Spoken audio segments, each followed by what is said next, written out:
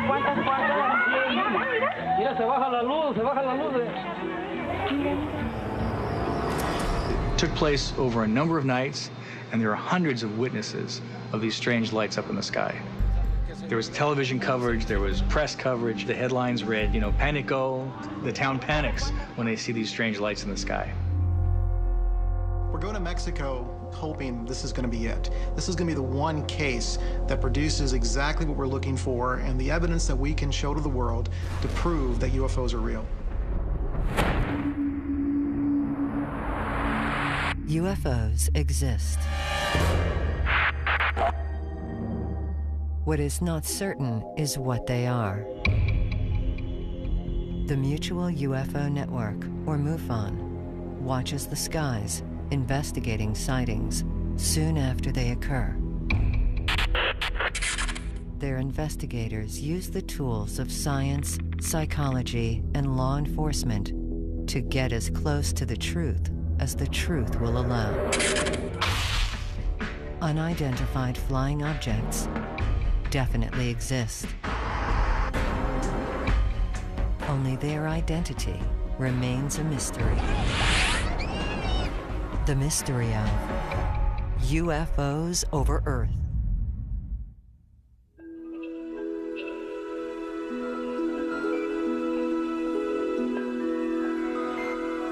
I think the first person that does find an image that is absolutely incontrovertible would probably characterize it as the holy grail of the UFO hunt.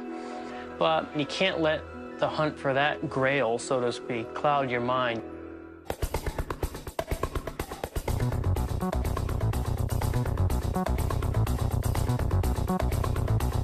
With the prevalence of video cameras and cell phones and digital cameras, we're getting videos submitted to us all the time, but the question is, are they real or not?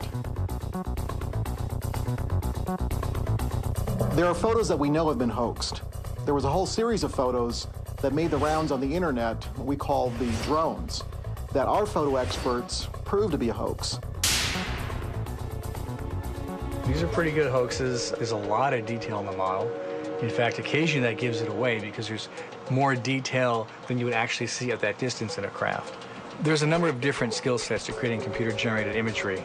There's the building of the model itself, there's the lighting of it, and then you have the compositing, the actual taking of this image and marrying it to the original. It's getting easier and easier every year, I think, to create a very realistic-looking photograph. There's a chance that they will get by people. So when we get a clear photo, it's important that we pursue it and that we analyze it, because it could be that one photo that proves that UFOs are real. We're going to Mexico to investigate these two cases, one of which is a photo case. We have a very clear photo of this UFO that was seen hovering over this house, and we sent it off to our photo expert, and in his initial analysis, he's seen no evidence of tampering. One of the things I saw was that the bottom of the object has a reflection that kind of looks like a reflection of, say, a brownish roof-type line. And from the photography I've done over the years and looking at this object, it seemed to me that this object was also quite close. We think it's a worthwhile case, it's worth pursuing, and the witness, the guy who took the photo, is willing to come forward and talk to us. So we have a live witness and we need to interview him. We have this other case in Mescala where the whole town saw this object fly over the town, stop on top of this hill, and disrupt the power in the town. Numerous witnesses, many of who took video.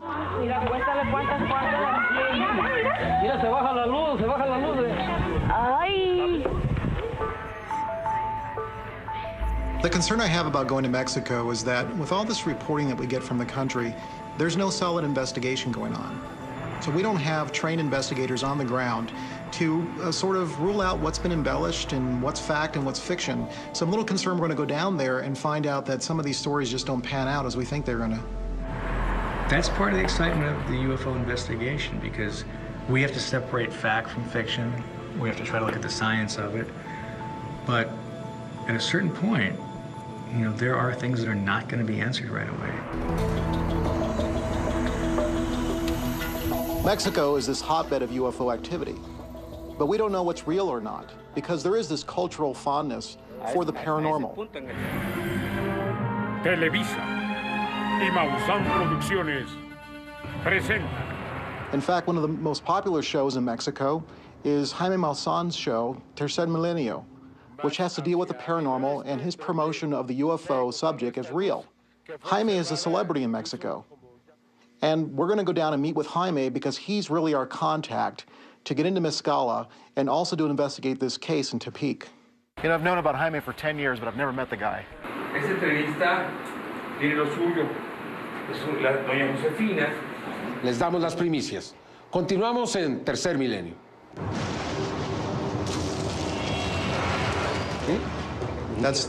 That's why he does that, and we do this. And we don't. No, it's a long time, my friend. Here in your studio with you. Thank you. Thank you so much. My pleasure. Thank you for coming here. Because Jaime's show is so popular in Mexico, people are sending him videos all the time, and he's collected hundreds of these videos. This is a video by a Mayan, literally a Mayan Indian. And he recorded this object with a cell phone. What year was this video? 12th of May, 2007. Which is strange. This video is from Orizaba in May 2007. And he showed us an enormous number of videos. To me, it looked like just, street light reflections in the sky to unusual balloon-shaped things floating. We have some beautiful pictures of the spheres, and this is from León. I'm looking at these videos, and I have to wonder, how do they get so lucky? How can they get so many shots of UFOs? They can't all be unidentified. There's just no way. Then you have them standing still, you have them moving together, you have them moving against each other. Where do we draw the line between this passion for the subject and just being too willing to believe? This case has been considered real.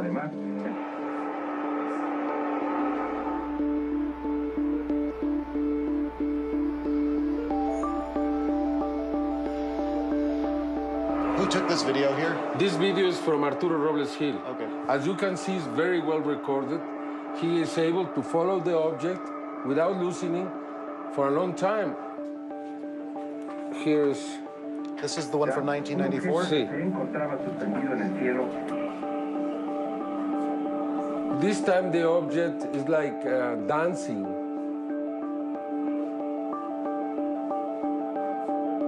Arturo is the one who has recorded more and better videos than anybody else in Mexico. This was taken by This was Arturo? taken by Arturo, 2006. You can clearly see that is an object that is a disc.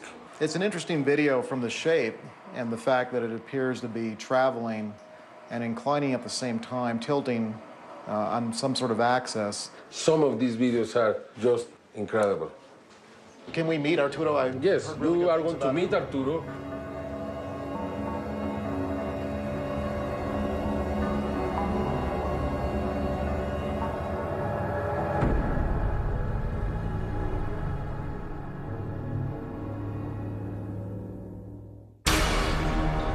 So Arturo, have you seen something like this before?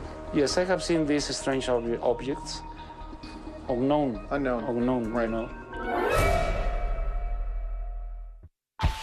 An estimated 10,000 UFO sightings are reported each year. MUFON, the Mutual UFO Network, chronicles these sightings, but only investigates those they consider credible. The following is an account of one such investigation. There's a number of people throughout Mexico they refer to as a vigilante, which is a sky watcher. These folks dedicate themselves in filming anything that's odd. So Ruben, where are we going first? We're gonna be...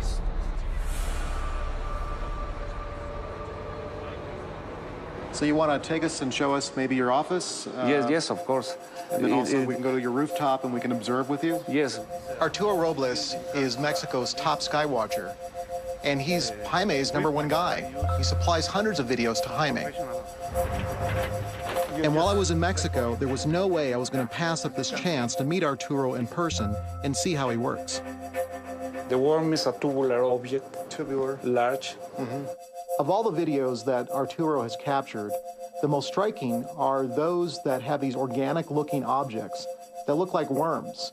He's achieved worldwide notoriety for these videos.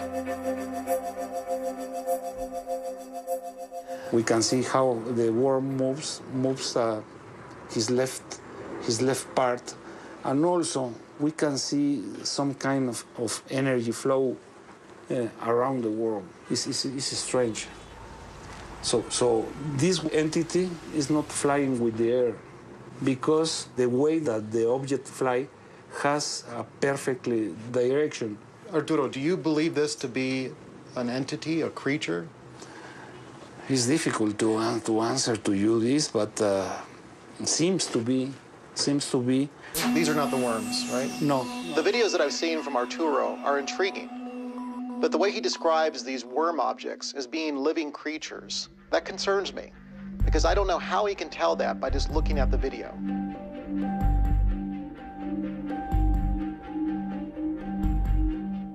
It's kind of hard for me to believe that Mexico City has that many UFOs flying over it all the time, and that just Arturo manages to film them. To clear this up, I asked him to show me where he's taking these videos, and he took me up to his rooftop. I have a complete view of the whole city. So these videos that we've been seeing, yes, you've seen them over here? Yes. Sometimes, if you are very lucky, you can see easy. It's an object. Do you see an object? Ah, no, this is a bird. Where's the bird? Did you see some object? Yeah. Ah, yeah, I see. Yes, I see the object. I would tell you what is this. What is the need to make a focus? Yes, now I have see again. Yes, if you want, I can make a recording.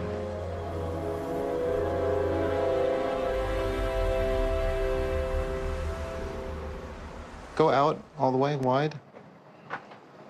So Arturo, have you seen something like this before? Yes, I have seen these strange objects. I'm going to make a zoom. And in my first opinion, this doesn't seem to be a group of balloons because the shape is different.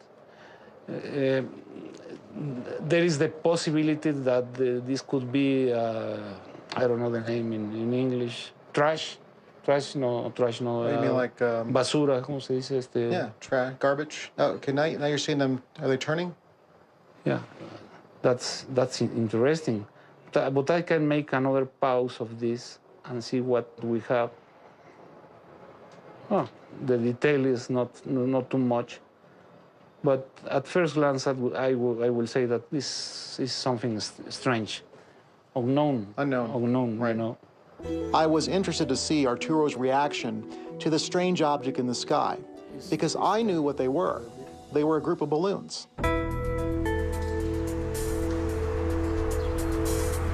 We're right here at the store with all the balloons. We're going to release Mylar balloons. Perhaps Mr. Arturo Robles will capture these on his video and see what sort of reaction we will get. So the thought was to go put Ruben off in a park about 10 blocks away and release a bunch of balloons just so we can have something up there that Arturo could notice and just to sort of get his real live reaction. Houston, we have a liftoff.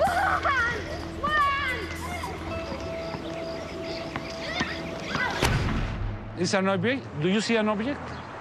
In my opinion, seems to be strange. I am not sure if this object could be or not a balloon. I don't know. Arturo is the collector. He's the guy who captures these images on video. But it's Jaime who sits down at his computer to analyze them. So if we wanted to find out how these investigations are handled in Mexico, Jaime's the guy we needed to talk to. You don't need to stop talking, my friend. So again, we were looking for the chain of evidence that goes in from collection to analysis. Jaime, we went to Arturo's house yesterday because we wanted to watch him do his sky watching. Yes. But at the same time, we wanted to know if he could distinguish what a lot of people think are balloons in the sky. You know, we wanted to be honest, we wanted to be upfront with him. We told him right off the bat about the experiment that we did with Arturo. Jaime and I friends for many years. I was a little concerned how he would interpret this. It put me in a little awkward position. He saw the balloons. He couldn't identify them through his camcorder. I think what is important around the videos from Arturo is that they are very well recorded, and it's up to us, the investigators, the ones who have to analyze. He's not an analyst. He is just a cameraman. Some of his videos are excellent. They can be presented anywhere in the world. I understand, and many times he had sent me things, and I say, no, I don't like these. They move like balloons. I don't know if they are balloons or not, but they move like balloons. Based on Jaime's analysis of the video, these were balloons. We were feeling a little bit better about his ability to discern what's real and what's not. He's not asking for money, doesn't want any fame. He sent me more pictures. The photographs look genuine.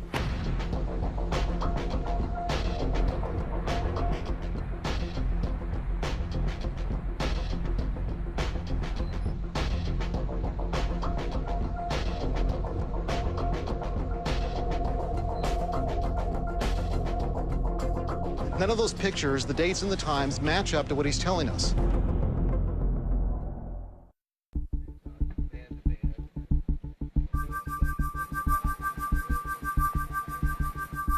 Okay, hold on. I'm going to tell James. James, sounds like our plans have changed. The object living with the same characteristics. I think with pictures like this, what you're going to see is that because they're so clear, you're going to say those are too good to be true. And so it's going to be really important for us to be able to establish the identity of the witness who took them. Getting 3 additional photos from our witness in Tepic was incredible, literally. Was it possible that one guy could take that many clear daytime photos of a UFO? It just sounded too good to be true. He's not asking for money. He doesn't want any fame. He's not looking for anything. At the beginning, what I have felt is that he is real.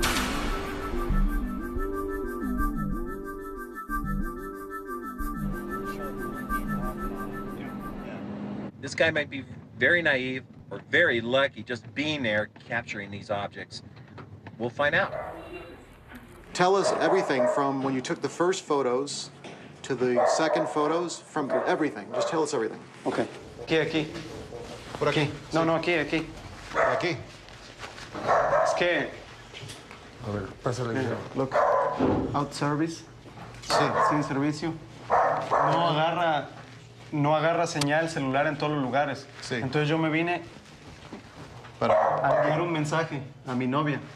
El perro estaba ladrando y se oía una especie de zumbido.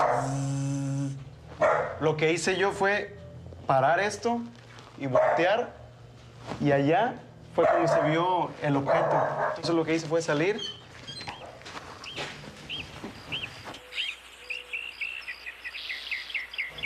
Tomé 1, 2, y el objeto se fue desplazando hacia este lado. Entonces me hice más atrás y en el bote me paré y estiré el brazo para poderle tomar. La tercera. Carlos took 3 pictures, and several days later, he was able to capture more additional pictures of an object flying higher in elevation. Una de las fotos fue tomada así hacia arriba. Después me subí a la azotea ahí donde está el tinaco y le tomé otra. El objeto se desplazó hacia allá. Carlos, a question. What did you think it was? En ese momento no piensas qué es o qué puede hacer, sino simplemente lo vi y me impresionó.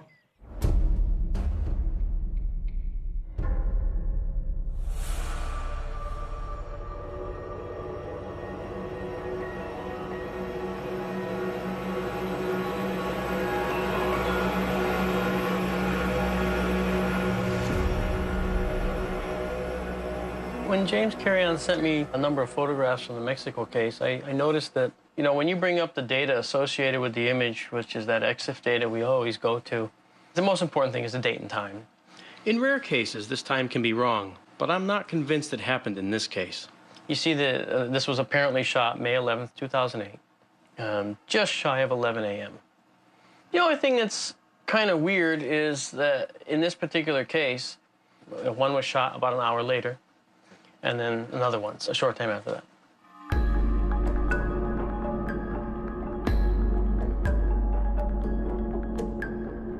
Carlos, you have your cell phone? See? Okay. Can you find the photos? How much time, when you took the photos, how much time from the first one to the second one? En lo que me subí, igual, minuto y medio, dos.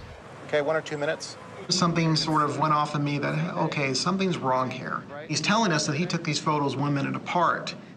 What he's telling us in his testimony is not matching up to what we're seeing in the photo data. This was a good shot right here. I like this. I noticed that there is reddish-brown reflections in the bottom of the craft. What that did was that made me think that this craft was actually a real unidentified flying object hovering over the roof. The reason I have suspicion at all has to do with the next picture. It looks like the same object. I said, that's cool, I like this. I ended up zooming in on this object, and here you see it. And then I did some image manipulation on it. And when you do that, this is what you're left with. You can actually see this square. Within the square, the pixels surrounding this object seem to show much more variation and detail than pixels surrounding other objects in the same photo. This is not how an image would appear. And I can tell you there was a palpable sigh in the room when this happened. I went, oh. This was part of another picture. It was cut out and pasted in right into this picture. And as far as I'm concerned, if they fake one, they're going to fake another. The next thing we had to do was confront the witness. We had to confront Carlos and just put it out there and see what his reaction was going to be. I believe in Carlos, in the human aspect. There are some serious holes in this story. He didn't really admit that he had tampered with the photos, so we don't know what to make of that. All MUFON investigators are volunteers. Their full-time occupations range from police detectives to computer graphic designers to aeronautical engineers. They bring their skills to each investigation. Carlos, you have your cell phone? See?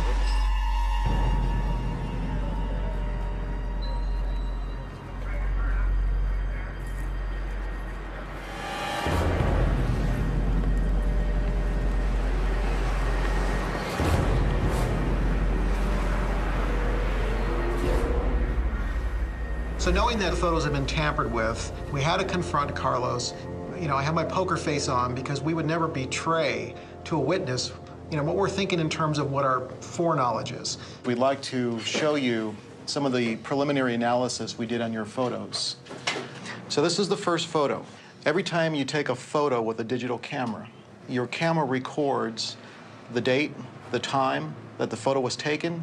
So one of the things that we noticed is that on this first photo that you took, the photo was taken May 11th, 2008 at 10:59 a.m.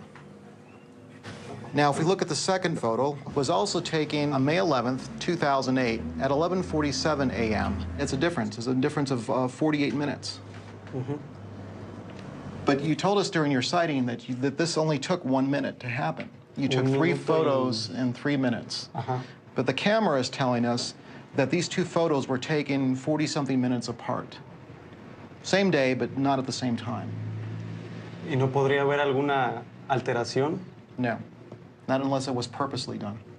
Porque no fueron tomadas con ese lapso de tiempo de diferencia. Okay. Well, that's what the information's telling us. Okay. All right. Let's take a look at the second set of photos that you told us were taken 3 or 4 days after that. This shows the pixelation of the photo. You can see it's uneven throughout. The problem is around the object itself, you can see a very square pattern. See how even small these pixels are? Perfectly around the object? But nowhere do you find a square of that size anywhere, which is consistent with what we see in photos that have been tampered with. But Enviar un mensaje a mi novia. El perro estaba ladrando y se oía una especie de zumbido. Tomé 1, 2 y el objeto se fue desplazando Why we have these squares in here? Those are just the pixels. Those are just the other pixels in the picture. Couldn't be this a pixel? No. I presented all the data to Jaime, and despite all of that, Jaime wanted to still believe Carlos's story was true and that he was being sincere and honest with him. I have to say that on the human side, as a journalist, 37 years, I believe in Carlos, in the human aspect. I don't understand. It's very confusing for me, the results of the technical. I think we have to go into further and to have a final conclusion on this. But we're dealing with anecdotal testimony right now versus a very technical analysis that's actually fairly basic. None of those pictures, the dates and the times, match up to what he's telling us. That's just the basic analysis. And then combine that with the analysis from our expert, and I think we have a problem. Jaime's a reporter. That's what he does. He produces this TV show that's seen all over Mexico. So here we're dealing with what Jaime wants out of the phenomena versus what we want out of the phenomena. So we're sort of butting heads at time because in terms of what we do, we have got to cover all of our bases. And Jaime has no incentive to do that. ¿Estas imágenes son verdaderas? Sí.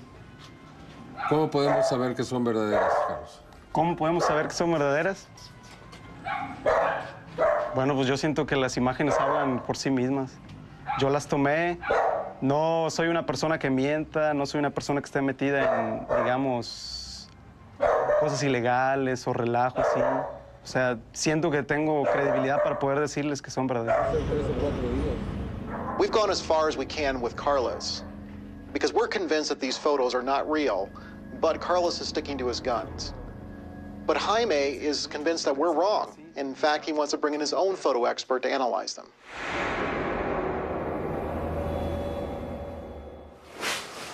Hola, Guillermo. ¿Cómo estás? ¿Qué tal? Gracias. Yo llegué en una imagen, yo llegué a la misma conclusión, a ver esas distorsiones que hay alrededor. Pero eso mismo me indica que sea una sobreposición. Entre más lejos tengas tú un objeto a fotografiar, mayor es la cantidad de yagues que vas a obtener. Jaime, I'm no expert here, but to me this looks inconsistent. You would think if this object was against the clouds, that we wouldn't see a square pixelation. We would see all white, just like we're seeing all white with the clouds. Yeah, that's what I would expect to, but it seems that he thinks the opposite. I wasn't impressed with Jaime's photo expert.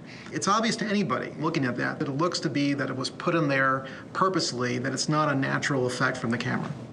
La única bronca y que es irrelevante para mí es el hecho de la fecha del exilio. Porque si un día a este chavo se le descargó el teléfono, lo que sí te puedo decir es que la fotografía es auténtica, ¿sí? Independientemente de la fecha. Ahora, acuérdate que estamos hablando de entidades muy inteligentes y muchísimo más superiores que nosotros que pueden manipular los aparatos y pueden manipular las mentes. ¿Hay o no plástico en la imagen? Para mí no hay plástico. This is a photo expert. Well, if these beings are so powerful that they can fly across the galaxies, I'm sure they could alter the EXIF data of photos. Okay, that's it. It's done. Jaime, thank you for your time. Thank you. Thank you so much. I think Carlos thought it would be fun to hoax these photos and get on Jaime's show. And if it had not been for our investigation, he would have gotten away with it. We sent the photos to a non-MUFON photo expert who agrees that the photos were tampered with.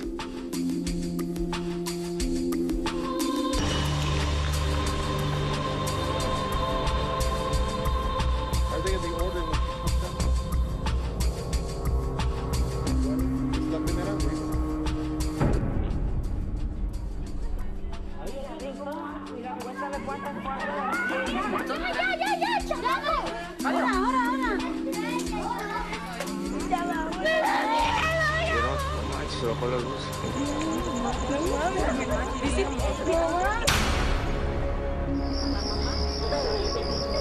Había pánico, estaban asustados. That was just amazing. One of the best pieces of evidence I've ever seen.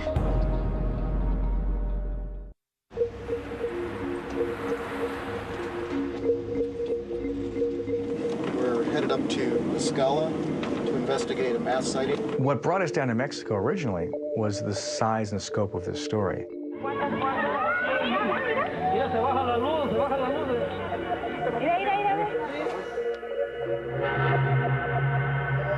we knew about what happened in Mescala was based on this newspaper report that came out that talked about the events of those 3 days. The reports come in and said they saw this object fly over the town and then stop up on the hill. As a newspaper article recounted, creatures on the ground. The Mescala sighting is very unique because it's one of the few sightings where an entire town came out to witness an event. Everyone did see a light. Whatever it was, it excited them, it got them out of their houses, and it got them talking about it for weeks after it. But we don't know what that was. I found it fascinating that there was this direct electromagnetic effect caught on video that showed this light and its direct effect on the power in the town. I don't think it's ever been captured on film before. So to me, that was just amazing. It was you know, one of the best pieces of evidence I've ever seen in terms of electromagnetic effects.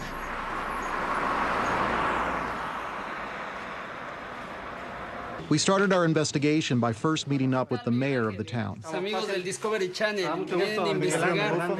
Aquí miren, aquí en esta dirección. En esta parte donde está el cerro puntiagudo, ahí atrás donde está la sombra, ahí se miraba el fenómeno. Este fenómeno duró 3 noches. Sin embargo, hubo personas que lo grabaron en el día.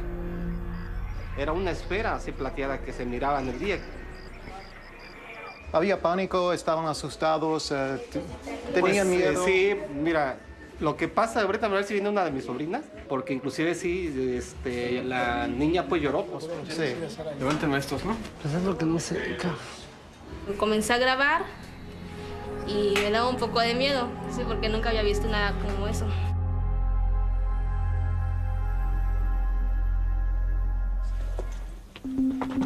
The idea we came up with was to build an animation based on the stories of what had happened in Mescala and show this to the town as they gathered together and use this as kind of an icebreaker to get people talking.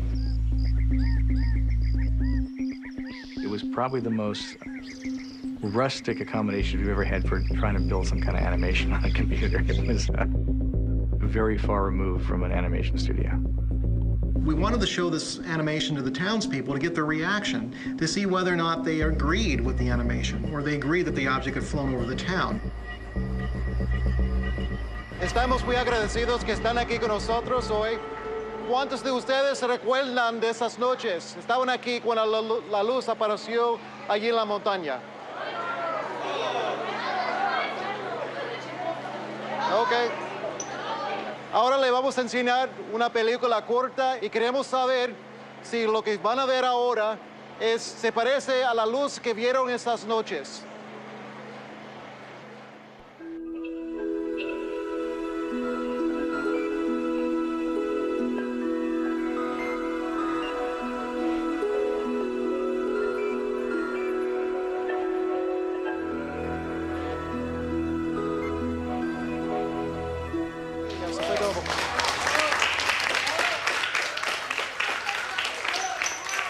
¿Ustedes vieron la luz que estaba en la montaña? ¿Usted sí?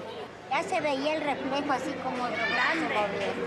Era una cosa inmensa, una cosa grande. People just told us is that the animation was a complete failure.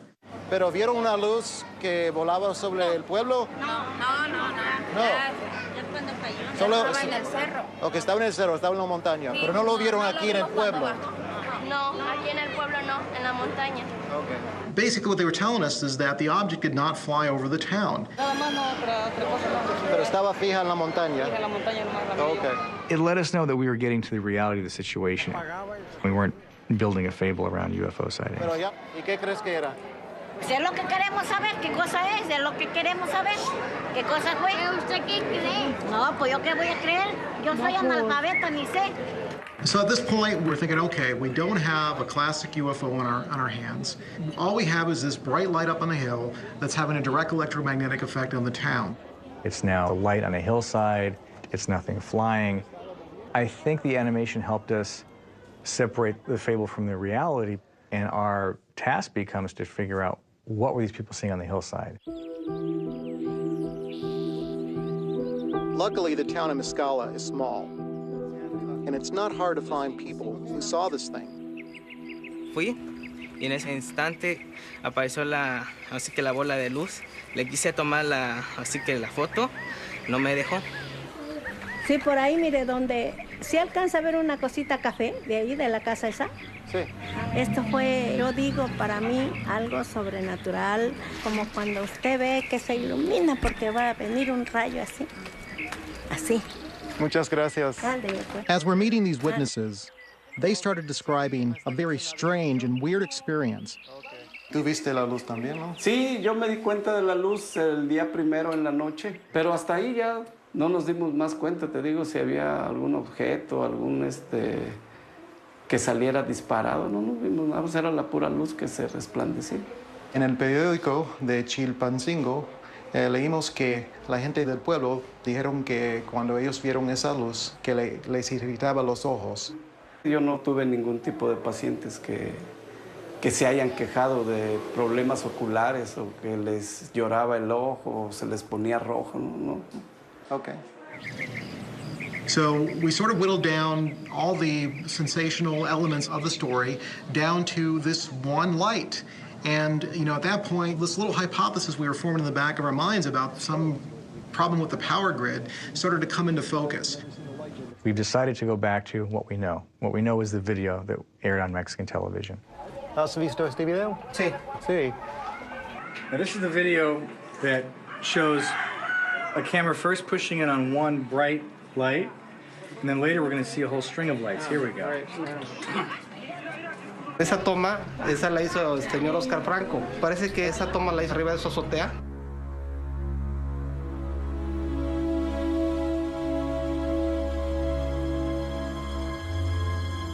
Okay, he said this video was also taken from a rooftop, so he's wondering maybe he was looking down and caught some of the street lamps as well.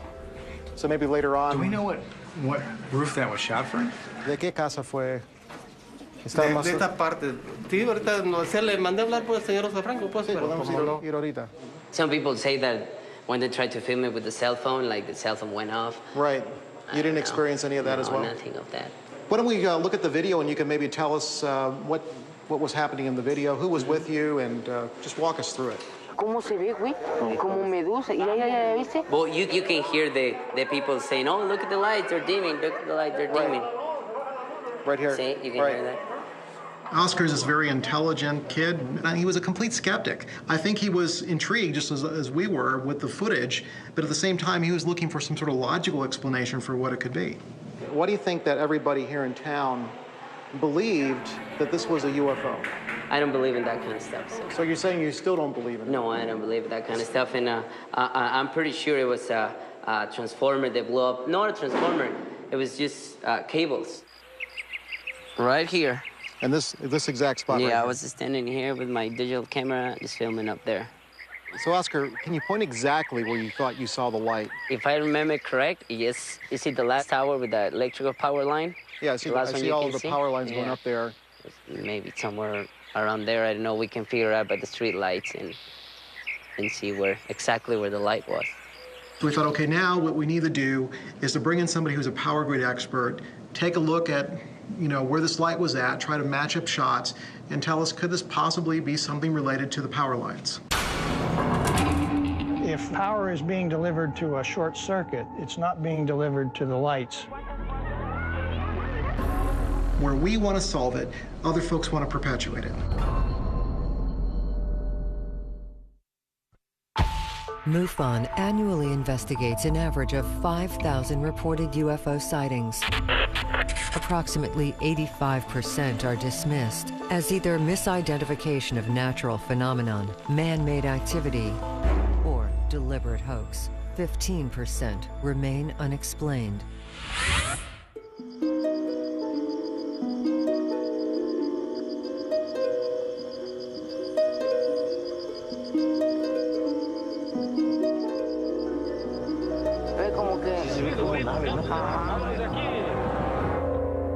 Through proper investigation, we were able to narrow down to just the basic fact that what we're dealing with is a single object that was close to the power lines.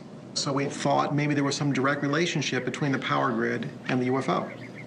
We feel if we can get some good daytime shots and superimpose the video that aired on Mexican television. On top of that, but we can now approximate where these lights were, and let's find out where that big glowing light finds itself in the landscape. This is far from conclusive, I think, but I think the photographic evidence shows that light was somewhere up on the hillside near where the power lines connect. So it gives our investigation a new twist, but I think it's time to start looking into the power supply coming into Mescala.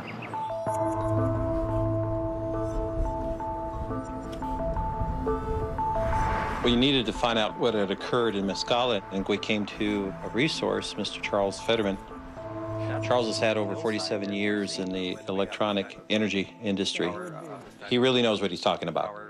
What it appeared to me was a spot source of electrical energy, high energy source, like coming from power lines, 115,000 volt type power lines. It is a light, but it's varying degrees of color from blue to white, and it does impulse. It flickers on and off. That's indicative of a short. What would cause this kind of arcing? A limb just has to reach from one conductor to the tower, which is grounded, to cause a short. Could this arcing last for this amount of days? Well, the smaller the limb, the quicker it goes out. I understand this went on for more than a day, several days, and therefore it took some time to burn out. We noticed there was light fluctuation going on. Is that pretty common? That would be consistent with a intermittent short. When we see the illuminated spot get brighter, we see the light in this village get dimmer. I appreciate the passion and the openness that the Mexican people have for UFOs. But ultimately, all of our cases turned out to be man-made, either accidental or intentional. The hope in any UFO investigation is you're going to find that one shred of irrefutable evidence that takes the whole investigation of UFOs to the next level. That's still eluding us, but there's the next story. The way I see it is that with UFOs, with this phenomena, there are those of us in MUFON who want to solve this mystery. That's our goal, is to come to some sort of conclusion what this phenomenon is about. There are other folks out there that want to perpetuate the mystery. That's their goal. Their goal is to keep the subject and the mythology alive. That's where we have this conflict of interest, where we want to solve it, other folks want to perpetuate it.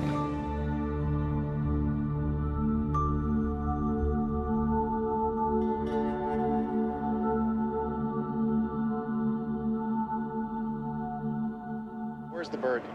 No, you mean the object? Yeah. What object? Someone had labeled this a morphing UFO, but these are the balloons that we launched in our experiment.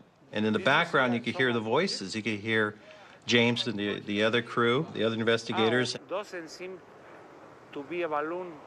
That's funny. I can't believe this. And some of the remarks, I can't believe it, that people would believe this is a morphing object. These people are going to have a rude awakening. Their investigators use the tools of science, psychology, and law enforcement to get as close to the truth as the truth will allow. Unidentified flying objects definitely exist. Only their identity remains a mystery. The mystery of UFOs over Earth.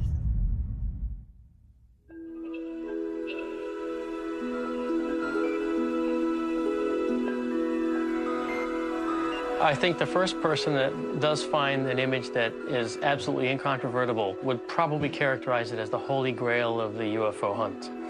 But you can't let the hunt for that grail, so to speak, cloud your mind.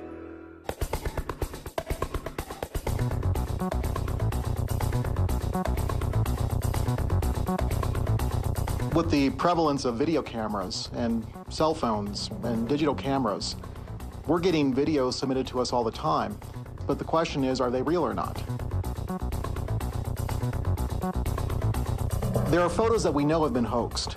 There was a whole series of photos that made the rounds on the internet, what we call the drones, that our photo experts proved to be a hoax.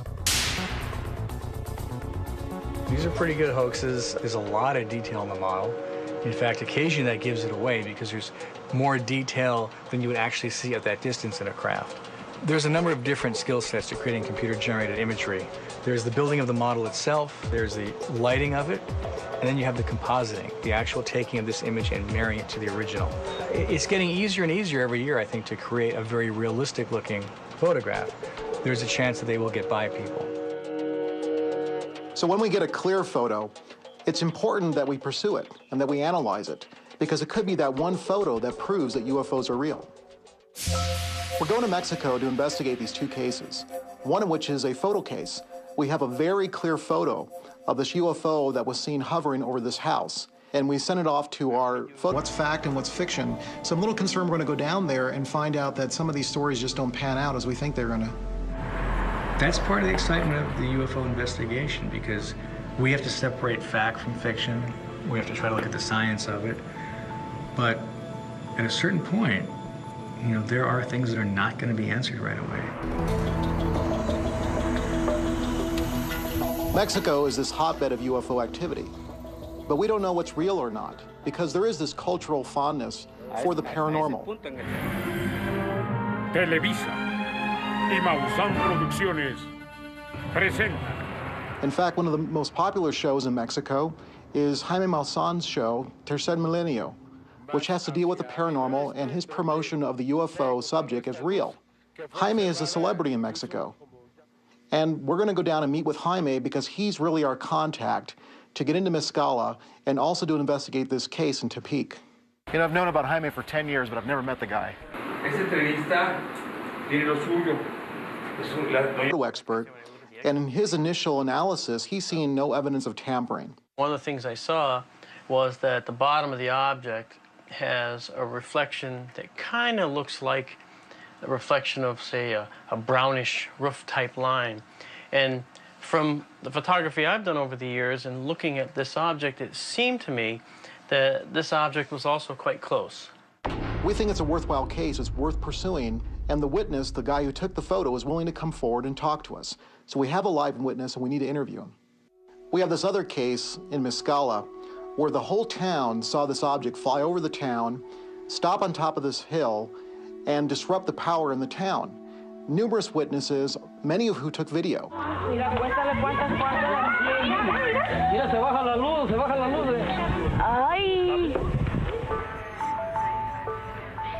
The concern I have about going to Mexico is that with all this reporting that we get from the country, there's no solid investigation going on. So we don't have trained investigators on the ground to sort of rule out what's been embellished and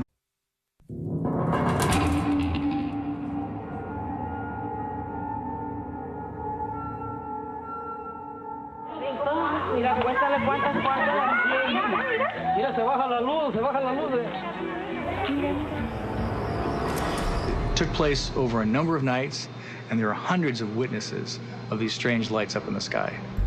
There was television coverage, there was press coverage, the headlines read, you know, Panico, the town panics when they see these strange lights in the sky. We're going to Mexico hoping this is going to be it. This is going to be the one case that produces exactly what we're looking for and the evidence that we can show to the world to prove that UFOs are real. UFOs exist. What is not certain is what they are. The Mutual UFO Network, or MUFON, watches the skies, investigating sightings soon after they occur.